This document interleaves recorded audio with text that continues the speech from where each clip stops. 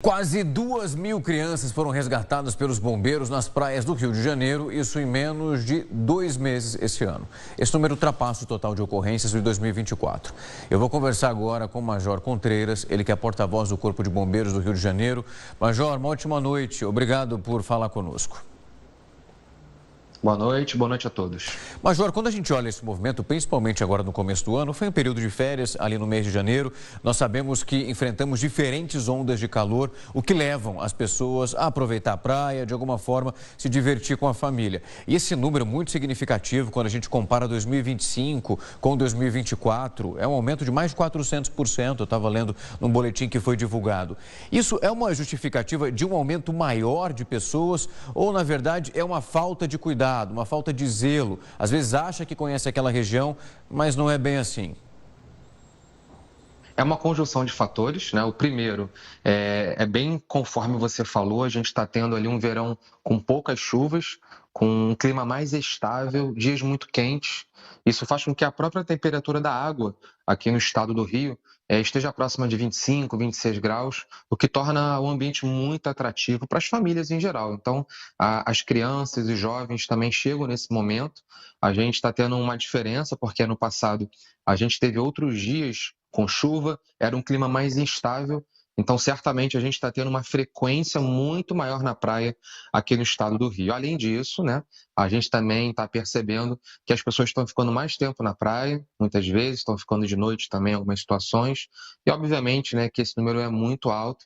A gente realmente pede para que as pessoas tomem cuidado com as crianças, que sigam as orientações dos guarda-vidas. São dicas muito simples, tá? A primeira dica é: chegou com a criança na praia, coloca uma pulseira com nome e telefone do responsável. Isso é fundamental para você ter uma praia tranquila, tá? Além disso, não ingerir bebida alcoólica. A gente sabe que a ingestão do álcool faz com que a gente perca um pouco o senso de responsabilidade. Então, se está com menor de idade sobre a sua, né, sobre a sua responsabilidade, não beba. Então, é muito importante. Além disso, combine com a criança, se puder, um ponto de encontro, né? Pode ser um edifício, pode ser um quiosque, pode ser uma bandeira, qualquer local que a criança possa identificar, caso ela se perca, os dois, tanto o adulto quanto a criança, vá para esse ponto, né, para se encontrar. Uma coisa muito importante também para a gente treinar, né, os nossos pequenos, é a gente tentar orientar eles que, caso eles se percam, que procurem um agente público. Pode ser um bombeiro militar, né, o guarda-vidas que está na praia, pode ser um policial militar. Essa orientação é fundamental. E criança no mar não pode estar sozinha. Se ela vai mergulhar, vai junto com ela. A distância recomendada é até 1 metro de distância, que é como se fosse um braço esticado, para que ela não seja levada por uma onda, não seja surpreendida, né? Então, atenção redobrada. Está com criança, o adulto não pode ficar disperso com telefone celular, com conversa paralela. Tudo isso aí ajuda a gente perder ali o senso de responsabilidade e esse número aumentando cada vez mais. Então, é um sinal de alerta. A corporação está ciente desse aumento, mas, sem dúvida alguma, como você bem falou, é fundamental que a iniciativa desse cuidado com as crianças parta dos responsáveis, né, dos adultos que estão com elas.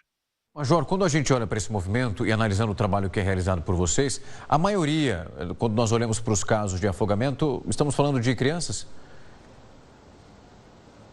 O perfil é muito diversificado.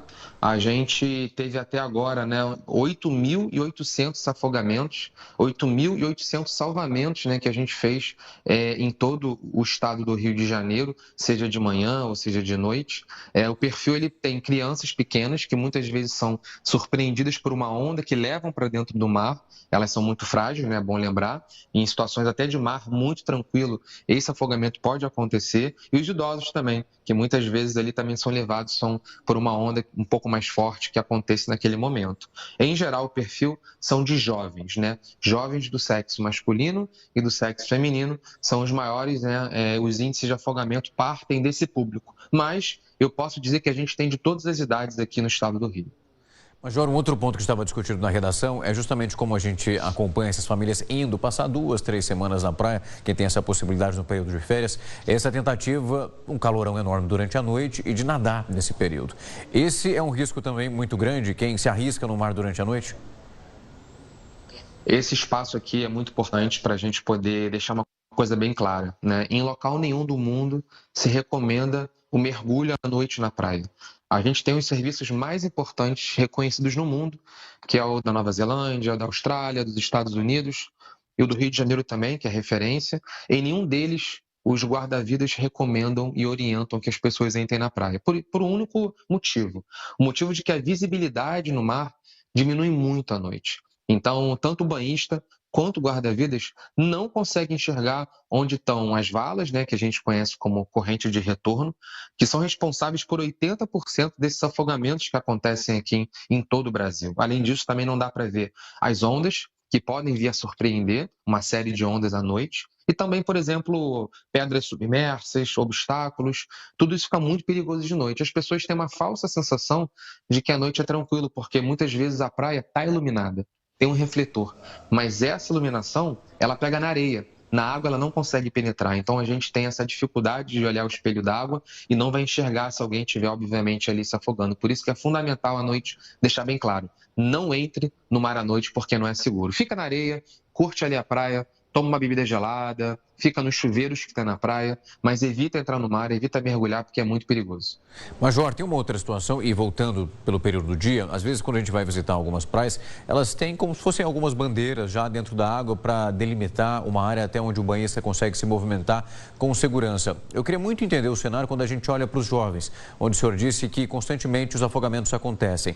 Ali é justamente um ato de desrespeito, de consigo nadar até ali, sem nadar muito bem, não vai ser um problema. Por mais que esse jovem ou então essa jovem, eles saibam nadar muito bem, a situação no mar, eu imagino que o ambiente é muito diferente. Então, é nesse detalhe que pode fazer a diferença? É isso. Até mesmo os nadadores que são mais experientes podem passar mal, sofrer um mal súbito, se acidentar. Por isso que é fundamental quando a gente fala sobre esportes no mar, né? As pessoas que gostam de nadar, que nunca façam sozinhas, de preferência faz em dupla, faz em grupo, para que caso tenha um mal súbito, caso venha a passar mal, alguém possa lhe ajudar. A gente sabe que bem cedo, em todo o Brasil, isso, em toda a costa, os guarda-vidas fazem uma avaliação do mar, bem cedinho, ali no nascer do sol, e eles colocam essas bandeiras, né? Em geral, as bandeiras vermelhas são locais onde o risco de morte é real, porque ali tem uma forte corrente de retorno que a gente chama de vala. Então, a gente sempre orienta que nesses locais não entre, né, na bandeira vermelha, dê preferência aos locais que tem a bandeira verde e, em último caso, a bandeira amarela, que são sinais de baixo e de médio risco. Mas o que você falou é muito real. Os jovens precisam entender que quando vai na praia, é fundamental ficar próximo de um posto de guarda-vidas, é fundamental conversar com ele e perguntar para ele qual é o local mais seguro para o banho de mar. Não dá para se aventurar. É muito diferente nadar numa piscina do que nadar no mar, né? A gente tem ali a ondulação, a energia, a corrente de retorno, tudo isso pode piorar a situação, até mesmo de um nadador muito experiente, se ele for surpreendido ali por uma corrente de retorno. Major, tem uma outra, no Rio, por exemplo, quando você vai ali para algumas praias especificamente, próximo ao Arpoador e também outros pontos, nós temos aquelas rochas que, assim, para as fotos elas são incríveis, são extremamente bonitas. Mas é muito também fácil acompanhar alguns jovens saltando de alguns outros pontos. Eu queria muito te ouvir sobre o tipo de perigo quando nós temos um cenário como esse, porque às vezes alguém que mora ali está acostumado a fazer isso e aí outra pessoa que não sabe exatamente qual é o ponto. Eu queria muito te ouvir sobre o risco de um cenário como esse por um acidente grave. Esses acidentes que acontecem desses saltos, né, das pedras, dos mirantes e dos costões, que são pontos turísticos aqui no estado do Rio e, obviamente, em todo o Brasil também tem esses pontos. As pessoas hoje muitas vezes buscam, né, aquele engajamento, buscam muitas vezes ali fazer uma selfie, ficar famoso, enfim, e acaba vendendo a própria vida, né, para o momento ali de fama, de atenção. Isso é muito arriscado, a corporação não recomenda, em hipótese nenhuma, saltar de pedras, de mirantes, justamente porque o fundo desses locais ele está repleto de pedras também. A pessoa pode mergulhar de cabeça, por exemplo, ou até mesmo de pé e sofrer um traumatismo muito grave, que a gente chama de traumatismo, né, vértebro-medular, que é o de coluna. Esse traumatismo pode levar à morte instantaneamente se atingir, né, as vértebras mais próximas do pescoço e da cabeça.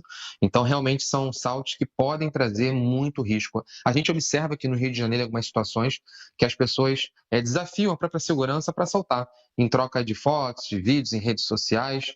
E a gente tem feito um trabalho muito forte nas redes sociais do Corpo de Bombeiros, justamente para poder conscientizar, né, que a nossa vida vale muito mais do que uma selfie, né, que não vale a pena trocar a nossa integridade por likes. Então é fundamental. A gente tem um trabalho dos guarda-vidas nesses pontos. Eles buscam conscientizar os jovens de que saltar não é seguro, mas é fundamental que a gente tenha também a colaboração, a conscientização da família, dos amigos, né, que essa prática é muito arriscada. Não vale a pena fazer, risco de acidente muito alto e, consequentemente, afogamento, porque nesses locais, como você bem falou, desses costões de pedras, a gente tem ali as chamadas correntes de retorno, as valas, que são fixas. Diferente da praia, que elas podem se movimentar, nas pedras elas estão sempre lá. Então, certamente, quando alguém saltar, vai ser levado para longe da pedra, para o fundo, e pode vir a se afogar com muita probabilidade. Major, queria muito agradecer o tempo e a disponibilidade para vir aqui conversar conosco. A gente sabe que o carnaval já está aí batendo na porta, uma galera que vai descer para a praia. Então é importante levar todas essas orientações para conseguir aproveitar o feriado com muita responsabilidade. Muito obrigado por falar conosco. Um grande abraço. Até mais.